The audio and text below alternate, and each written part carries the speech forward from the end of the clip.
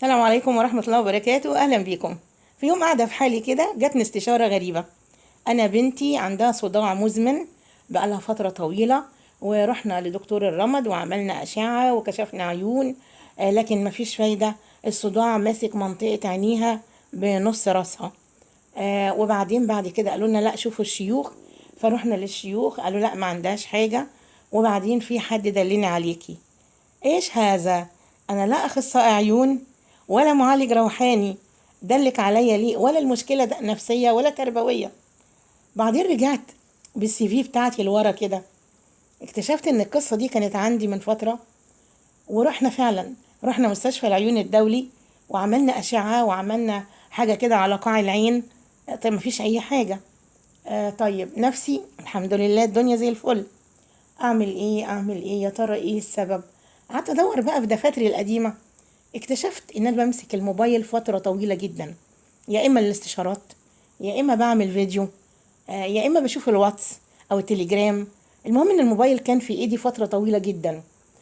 قلنا طيب، طالما ان ده هو السبب الوحيد اللي ما بحثناش فيه، نستبعد العامل ده ونشوف ايه التطور اللي هيحصل. بدات اقلل من الموبايل جدا، وبعدين فترات منعته تماما.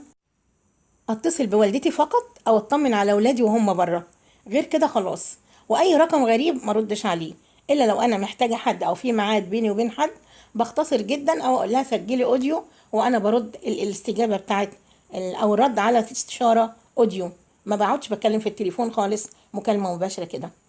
لاحظت ان الصداع بيقل جدا، وان فعلا كان السبب الاساسي في الصداع منطقة العين. بالعكس ده جاي بقاع العين من جوه، مع جزء من الجمجمة كده، يعني الناحية اليمين ماسكها كلها لحد ودني لحد منطقة الأذن كده. وفي صداع فظيع جدا، وصداع لا بيهدى بالمسكن ولا بيهدى بالنوم. بصي زي ما يكون شنيور كده عمال يخبط في قاع العين ونص راسي. سبحان الله. بالتدريج مع عدم استخدام الموبايل قل الصداع، اختفت الظاهرة تماما. بقالي فترة كده رجعت تاني أكثف الفيديوهات وأكثف استخدام الموبايل. لاحظت إن الصداع بدأ يرجع تاني، وده دليل أكيد على إن تأثيرات موجات الموبايل هي السبب في الصداع اللي في قاع العين، اللي بيوصل لنص الأذن أو نص الراس، ده بشكل مباشر. علشان كده لما بنتكلم مع اولادنا او بناتنا ونقول لهم قللوا من الموبايل، بيضحكوا وبياخدوها بسخريه او بياخدوها باستهتار. كله من الموبايل، ايوه هو كله من الموبايل فعلا. يعني دلوقتي عندي حد بيشتكي من نفس مشكله الصداع بسبب الموبايل، لانه فعلا محمل لعبه على الموبايل 24 ساعه. الموبايل في ايده الا اذا كان عنده جامعه او عنده شغل او اي حاجه، غير كده اللعبه شغاله. فالمفروض ان احنا بنوعي ولادنا وبنعرفهم ايه هي مخاطر اشعة الموبايل على الجمجمة وعلى العين وعلى يعني منطقة المخ عامة. وبعد كده بنتبع عرفت فلزم. خلاص انت عملت اللي عليكي ونصحتي مرة واثنين وثلاثة، طالما انه شاب وبالغ وكبير او انسة كبيرة وفاهمة، سيبيها بقى هي تخوض التجربة وتجرب وتقارن استخدام الموبايل مع عدم استخدام الموبايل.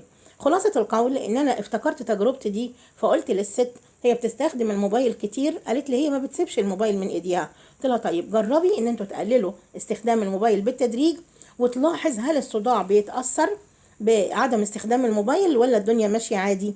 اسبوعين ولقيت الست شكرا يا دكتورة جزاك الله خيرا ما شاء الله عليكي، فعلا الصداع اختفى والبنت خفت وعرفت سبب الصداع. تمام.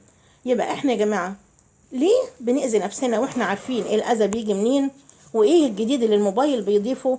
لو احنا بنتنطط بين الفيديوهات وعمالين نشوف ده ونقلب على التيك توك ونروح على الشورتس ونروح على الريلز. فيا ريت نحدد هدفنا من استخدام الموبايل، ونحدد وقت نستخدمه فيه، نص ساعة ربع ساعة. أنا داخلة أعمل كذا يبقى أعمل كذا، ده أشوف الواتس وأقفل. داخلة أحط إعلان على الفيس، أعمل إعلان أو أبص على الفيس أشوف المسج اللي جاية وأقفل. لازم أكون عندي سيطرة على نفسي في استخدام الموبايل، وإلا في بعض الناس بتدخل متاهة الموبايل الساعة 9 الصبح بعد عيالها ما ينزلوا، ولا الساعة 7 الصبح، تطلع منه الساعة 11، 4 ساعات على النت، وهي ولا دارية بالعالم الخارجي. هي عايشة في عالم افتراضي ومبسوطة وسعيدة ان هي محققة احلامها، لا حد بيكلمها ولا حد بيعترضها، بتشوف اللي هي عايزاه، بتسمع اللي هي عايزاه، والوقت متاح. فجأة تكتشف ان وقتها اتسرق وصحتها اتسرقت قدام آلة افتراضية. شكرا ليكم. السلام عليكم ورحمة الله وبركاته.